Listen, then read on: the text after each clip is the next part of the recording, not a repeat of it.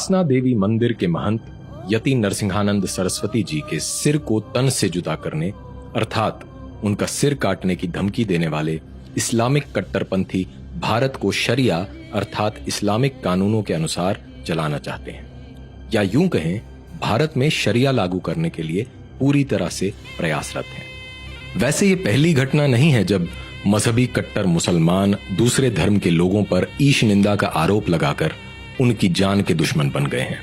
ऐसी असंख्य घटनाओं में से एक अति महत्वपूर्ण घटना आज से लगभग 100 वर्ष पूर्व ब्रिटिश भारत में घटित हुई थी, जिसे मुस्लिम तुष्टीकरण की राजनीति के कारण लगभग भुला दिया गया है। तो जानते हैं क्या थी वो घटना और क्या थे उसके पीछे के कारण। 1920 के दशक में ब्रिटिश भारत में मुस्लिम तुष्टीकरण की नीति और मुसलमानों का मजहबी उन्माद अपने पूरे उफान पर था। तुर्की के इस्लामी खलीफा की गद्दी और उसके साम्राज्य को बचाने के लिए पूरे भारत में मोहनदास गांधी की अध्यक्षता में कांग्रेस के समर्थन से मुसलमानों द्वारा खिलाफत आंदोलन चलाया जा रहा था।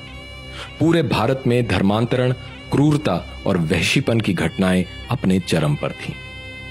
हिंदू धर्म और हिंदुओं को अपमानित करने के उद्देश्य से कट्टरपंथी मुसलमानों ने सीता का छिनाला नाम से एक पैम्फलेट प्रकाशित किया, जिसमें माता सीता को एक वैश्या के रूप में वर्णित किया गया था।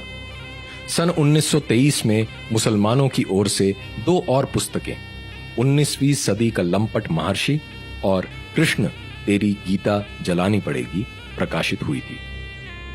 पहली पुस्तक में आर्य समाज के संस्थापक स्वामी दयानंद सरस्वती के लिए आपत्तिजनक एवं घिनौने शब्दों का प्रयोग किया गया था, जबकि दूसरी पुस्तक में श्री कृष्ण के पावन चरित्र पर कीचड़ उछाला गया था। मुसलमानों द्वारा दिन प्रतिदिन हिंदू धर्म, देवी देवताओं और हिंदू महापुरुषों के विषय में आपत्तिजनक बातें लिखना और बोलना एक आम बात हो गई थी। हिंदू विद्वानों को लगा यदि इन घृणित कार्यों का उत्तर नहीं दिया गया तो इससे मुसलमानों का साहस और अधिक बढ़ेगा और हिंदुओं का मनोबल गिरेगा। इसी उद्देश्य से इन पुस्तकों के प्रत्युत्तर में पंजाब में महाशय राजपाल ने सन 1924 में रंगीला रसूल नाम की एक पुस्तक प्रकाशित की थी। इस पुस्तक में इस्लाम के संस्थापक मुहम्मद के विवाह एवं गृहस्थ जीवन का व्यंग्यात्मक शैली में लेकिन प्रमाणों और पूरी सत्यता के साथ वर्णन किया गया था। लंबे समय से हिंदू धर्म के बारे में झूठी एवं उत्तेजक सामग्री प्रकाशित करने वाले मुसलमानों में रंगीला रसूल के प्रकाशन से खलबली मच गई।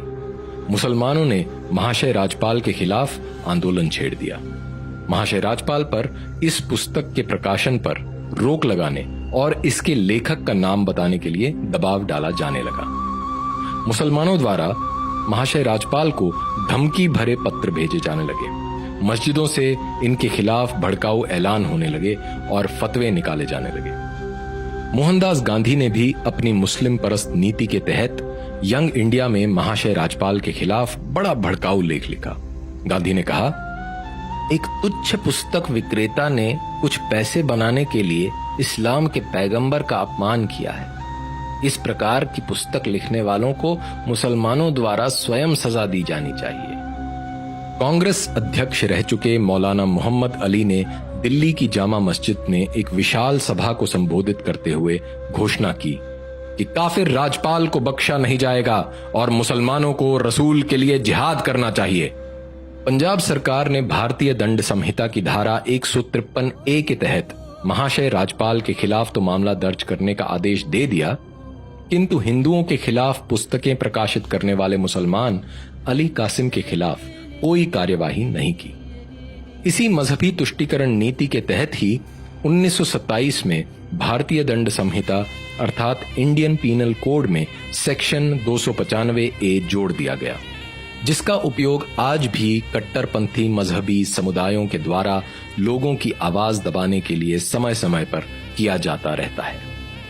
महाशय राजपाल पर यह केस 5 वर्ष तक चला और अंततः हाईकोर्ट में उनकी बेगुनाही साबित हुई। मोहनदास गांधी ने अप्रत्यक्ष रूप से मुसलमानों के मजहबी उन्माद को भड़काते हुए 3 अगस्त 1924 को यंग इंडिया के अपने आर्टिकल में लिखा था, जब किसी व्यक्ति को अदालत से इंसाफ न मिले तो उसे अपने आप इंसाफ करने का प्रयत्न करना चाहिए। इस बीच मुसलमानों द्वारा 3 बार महाशय राजपाल की हत्या करने का प्रयत्न किया गया था। पहला प्रयास 26 सितंबर 1927 को खुदा बख्श ने, दूसरा प्रयास 8 अक्टूबर को अब्दुल अजीज ने किया था।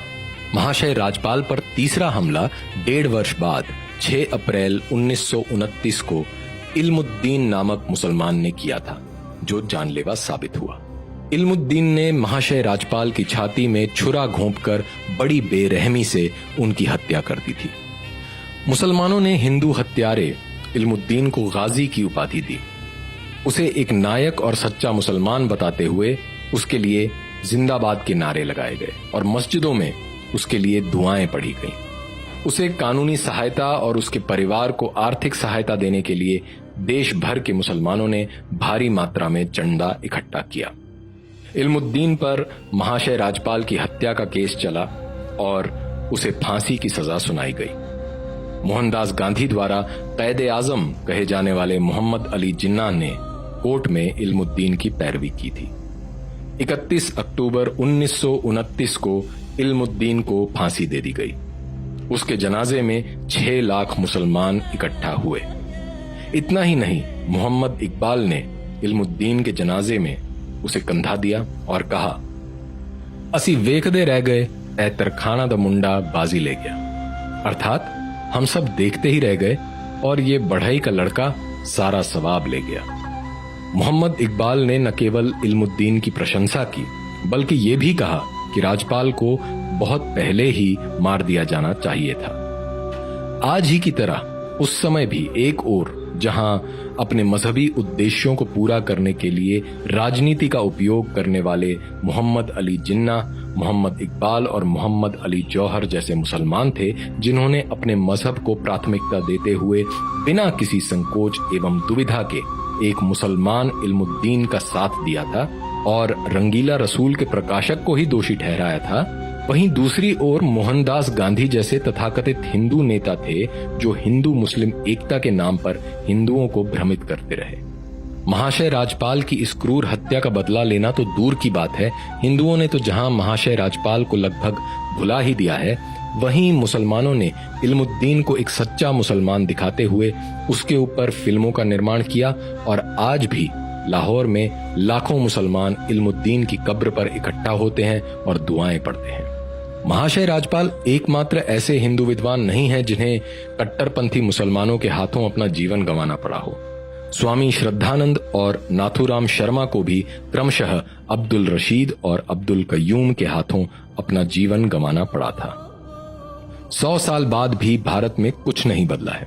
न तो मजहबी कट्टरपन बदला है और न ही नेताओं की तुष्टीकरण की नीति बदली है।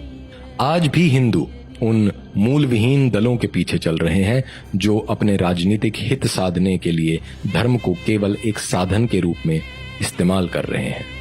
2 दिसंबर 2015 को तत्कालीन उत्तर प्रदेश सरकार के मंत्री आजम खान ने आरएसएस के नेताओं पर समलैंगिकता का आरोप लगाते हुए कहा था, आरएसएस के नेता समलैंगिक अर्थात होमोसेक्सुअल होते हैं, इसीलिए वो शादी नहीं करते हैं। इसके प्रत्युत्तर में अगले दिन कमलेश तिवारी ने इस्लाम के संस्थापक मोहम्मद को दुनिया का पहला समलैंगिक करार दिया था। इसके बाद पूरे भारत में मुसलमानों ने शरिया के अनुसार कमलेश तिवारी के लिए मौत की सजा की मांग करते हुए उपद्रव करना आरंभ कर दिया था। अगले ही दिन उत्तर प्रदेश सरकार ने कमलेश तिवारी को NSA अर्थात राष्ट्रीय सुरक्षा कानून के तहत गिरफ्तार कर लिया। कमलेश तिवारी पर IPC की धारा 153A और 295A के तहत केस चलाया गया और उन्हें कई महीने जेल में रहना पड़ा। अखिल भारत हिंदू महासभा ने पहले ही यह स्पष्ट कर दिया था कि कमलेश तिवारी हिंदू महासभा के एक साधारण कार्यकर्ता हैं और उन्होंने जो कहा है वो उनके निजी विचार हैं, वह हिंदू महासभा का विचार नहीं है। लेकिन संविधान और शरिया का अपनी सुविधा अनुसार उपयोग करने वाले मुसलमान इतने से संतुष्ट नहीं थे। 18 अक्टूबर 2019 को फरीदुद्दीन शेख और अशफाक शेख नामक 2 मुसलमानों ने कमलेश तिवारी की हत्या कर दी। की कसम, हम लोग जो ताकत रखते हैं, जब चाहेंगे जिस मंच पर चाहेंगे, जिस मैदान में चाहेंगे, तेरी जुबान को खींच लेंगे। इन मुसलमानों ने कमलेश तिवारी के शरीर में 15 बार छुरा घोंपा, गोली मारी और गला काट दिया। कमलेश तिवारी की इस जघन्य हत्या के बाद भी कोई प्रभावी कदम उठाने की बजाय तथाकथित हिंदूवादी संगठन केवल राजनीतिक बयानबाजी करते रहे। कमलेश तिवारी की इस प्रकार हत्या कोई साधारण हत्या का मामला नहीं था। असल में ये कट्टरपंथी मुसलमानों द्वारा सभी गैर इस्लामिक लोगों को दिया गया एक संदेश था। आज भी आए दिन पूरी दुनिया से इस प्रकार की घटनाएं सामने आती रहती हैं, जिनमें बिना किसी भय के हिंदू देवी देवताओं के बारे में उल्टी सीधी टिप्पणियां की जाती हैं।